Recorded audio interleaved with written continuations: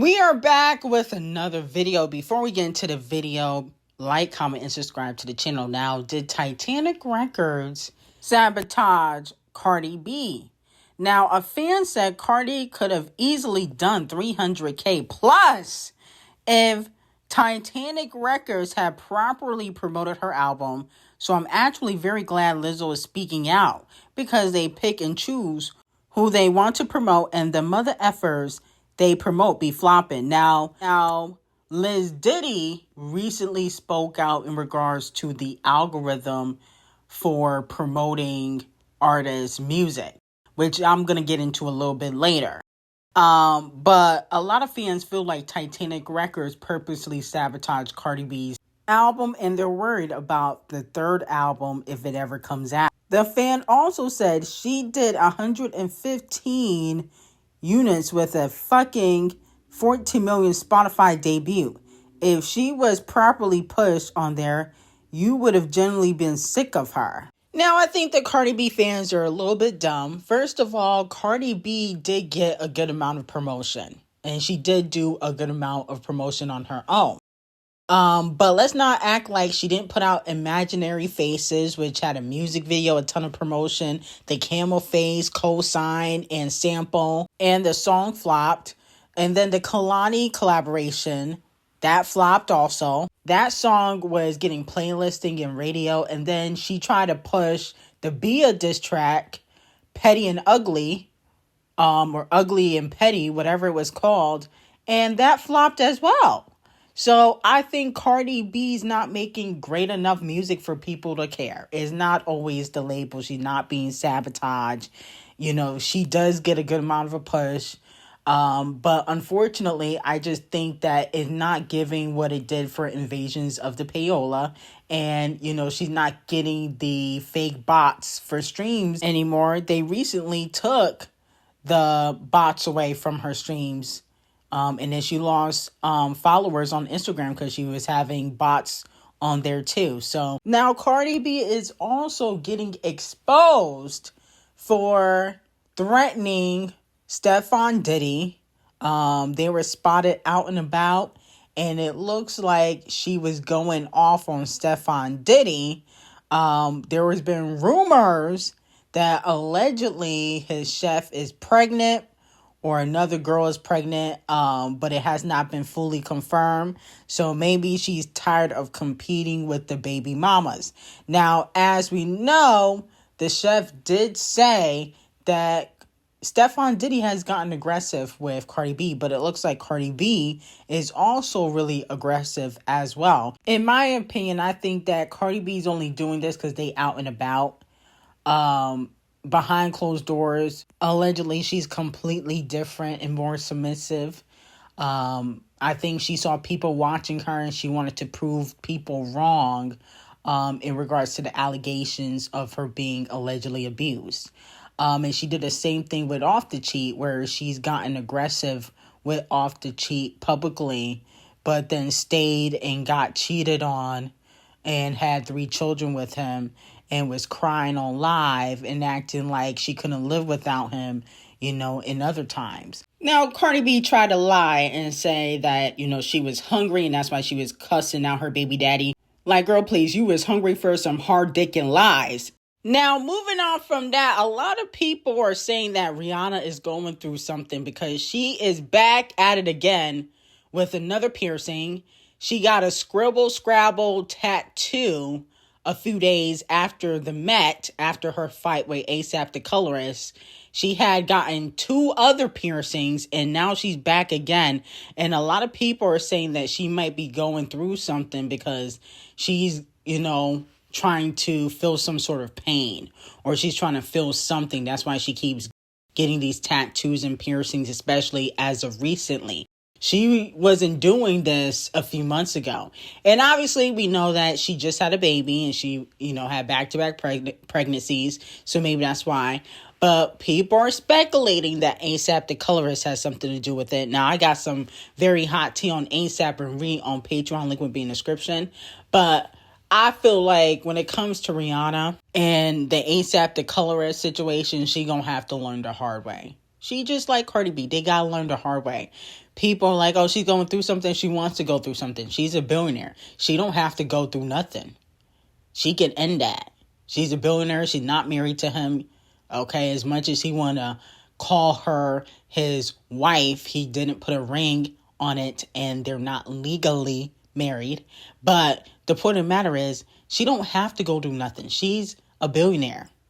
Just because you have kids with somebody doesn't mean you have to be with them. She's choosing to go through something. So if I was Rihanna, I would cut it loose.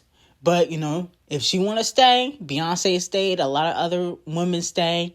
Just don't, when it all falls apart, don't come crying. Which I don't ever see Rihanna really come crying. But I think the worst heartbreak we ever seen Rihanna go through was obviously the one with Chris Brown. But the point of the matter is, I think when it comes to Rihanna, she gonna stand by ASAP the colorist, just like, Beyonce stood by Camel Face until it all starts crumbling down. Now, videos of Tyla and Breezy have surfaced onto the internet. A lot of people are wondering, why Tyla was twerking on Breezy a few years ago. What happened to the relationship? She has unfollowed him on social media. Now, I got some tea on Breezy and Tyla already on Patreon. Link will be in the description.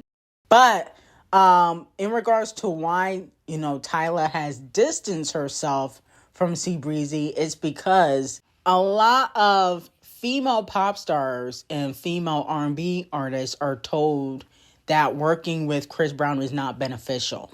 The labels ain't gonna push it. Musty Walker just had a Chris Brown collaboration and it completely flopped. And if we remember, there was a time where Breezy was going after a lot of the R&B girlies, and the labels felt like it wasn't a good look. Remember, he made fun of Kalani for trying to off herself. Now they back cool, which, she a big dummy anyway, but they back cool. And then remember, he got into it with TAshmiracleshow. So a lot of R&B girlies and a lot of pop girlies, even though a lot of times they do like Chris Brown, they do find him to be very talented, they're not going to work with him because, well, the mainstream ones, like the SZAs, the Beyoncés, the Ariana Grandes, they're not giving him a chance, right? Even Zendaya removed her collaboration with Chris Brown after his comment about Kalani went public, when he said those nasty things about Kalani. So a lot of times labels tell these female artists that Chris Brown's bad for business. Now, he still has done female collaborations. He worked with Musty Walker, Janae Aiko, but none of those songs blew up, and there's a reason behind that. Okay, you see what happened with the Pitchfork review. The industry is still not fucking with Chris Brown, and it's because they feel as though he's bad for business, point blank period. So, he did bring Tyla on tour. They have hung out a few times, but Tyla's new team, because she doesn't have the same team she had before, but her new team is telling her in no point of entertaining Chris Brown, because at the end of the day, he's not going to fully help your career. He's not a good mentor or ally to have in the business. So let me know how y'all feel about it. Some people feel like Tyla's moving fake. In my opinion, the only time Chris Brown would do a female collaboration and it would blow up if he worked with Beyonce or Rihanna. If he's not working with Beyonce or Rihanna, their female collaborations are going to flop. Even he just put out a collaboration with Sexy Red and Glorilla. That shit's a chop. When he used to work with Seven Streeter, those were bops. Those used to be really good R&B songs, but Seven Streeter's a flop. So, no shade. She's not even in the conversation. Now, moving on to Lizzo. Lizzo will be receiving Donkey of the Day. She decided to go on a full rant because her music is not selling and she's been complaining about the algorithm. And that's one of the reasons why Cardi B fans are trying to include her in the conversation, saying that basically Lizzo and Cardi B are being sabotaged by Titanic Records and also by the algorithm. Let's take a listen to this nonsense. If your algorithm is super serving you things out of order of when they're happening, then the general public has no idea when music is actually coming out. I have had several occasions where there were artists whose music I was actually looking forward to I completely missed because I didn't realize it was out because my algorithm didn't tell me. And I don't want to blame everything on the algorithm. Of course, we curate our own reality. However, back in the day, which was maybe even just 5 years ago, we used to get things chronologically. Because of streaming and social media and our post-COVID chronically online society, most of music marketing is online. Not to mention budgets are therefore, music marketing relies heavily on social media. But now, ever since the algorithm has been showing us things out of order, baby, there's actually no way to successfully promote an album where everyone knows your album is coming. Now, mind you, when I say everyone knows your album is coming, that doesn't mean whether they care or not that it's coming. Believe it or not, once upon a time, there were artists who were just the biggest on the planet who everyone knew their album was coming, whether they were gonna buy it or not. It was ubiquitous. Where it bites me in the ass is I have a private page. I have a private page with over 280,000 people who follow me because they support me, because they love me. But even when I post on that page, I'm not hitting their algorithm. I have 280,000 people who want to buy my album, who want to see me on tour, and they're not even seeing my promotional videos. And I get accused of not promoting my album when I'm doing morning shows, podcasts, Netflix specials, dropping the packaging, dropping the cover, doing my part. And it's not just me, because virality does not equal album sales. There are people who are super viral whose albums just don't sell as much as their fame. Their albums don't match the amount of views they have on their posts. And listen, I'm gonna be okay. I'm a big girl. I'm a very successful woman. I have a loyal fan base. I'm saying this to bring awareness to where we're headed. It is deeply concerning, you guys. Fans are not even aware that their favorite artist is releasing music. And they're doing everything they need to do to keep up with their favorite artists. They follow them.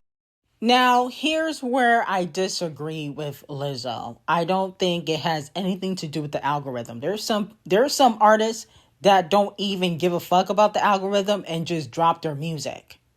I.e. Kendrick Lamar, i.e. Beyonce. Okay? I.e. Drake. He just put the date out. He doesn't even have a fucking lead single. He just put the fucking date out, and I guarantee you he's doing at least 300,000 when he drop. So, Lizzo, I don't want to hear about you're mad that you're not in the algorithm. Your music is trash. I never liked Lizzo. I never did when she was fat, obese. Now, I don't like her music. I think it's Disney crap music. The women empowerment music is trash now. We don't give a fuck about the, I'm a bitch. Like, girl, we don't care. Stop. If I like a tweet or if I like an artist, I'm going to see that artist pop up in my algorithm because I followed them or I might have liked their tweet or I listened to their music. It's automatically going to pop up. Okay? Even if I'm not even following the artist. Like, I don't think I follow JT because something happened to her page. And anytime she tweet or anything about JT will pop up in my algorithm because I listen to JT. Same thing with Beyonce. Beyonce doesn't even use social media. She has a social media manager. I really don't follow her on any platform. But if she dropped music, I'm going to see it in my algorithm. I've seen it when it came to Renaissance and Cowboy Carter. So the whole, it's the algorithm and I can't promote my music because nobody's going to see it. Nobody wants to see your music. Nobody wants to see you, period, Lizzo. You fell off. Stop. Okay, don't blame the label. Don't blame the algorithm.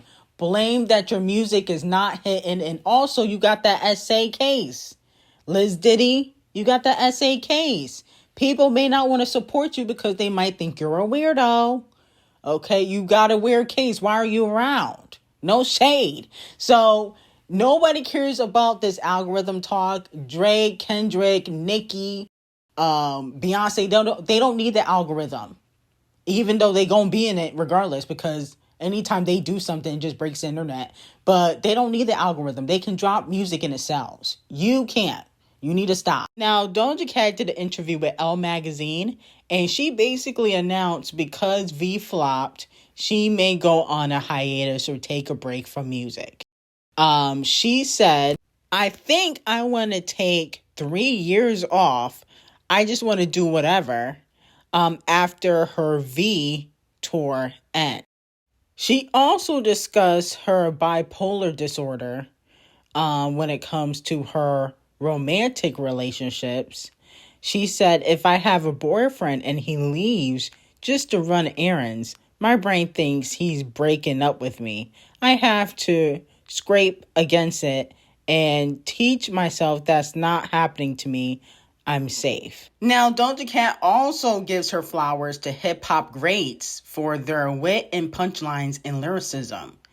She said, when you're a lyricist, you have to have a sense of humor that goes beyond in some form. Nicki Minaj, Drake, Camel Face, the king of rap, Lil Wayne. These people are not comedians, but they are. They could write a stand-up set if they wanted to, but music is more fun. What is a rapper without a punchline? Now, I can definitely agree with what Doja Cat said there, but in regards to her hiatus, I think she's intentionally going on hiatus because her recent music has flopped. The recent collaborations with Jack Harlow, Ray, and Lisa and Don Toliver have flopped. So that is the main reason why she's going on hiatus, because y'all not buying her music. Okay, Doja Cat always put out music back to back, and actually she's supposed to put out a deluxe album this year. So it's going to be very interesting to see, what her break looks like. I'm sure she'll be on Twitch. But anyway, I got some very hot tea on Jocelyn Hernandez and Zeus, Hayden Panettiere, ASAP and Rihanna, Clay and Meg. Link will be in the description on Patreon, and I hope you guys have a great day.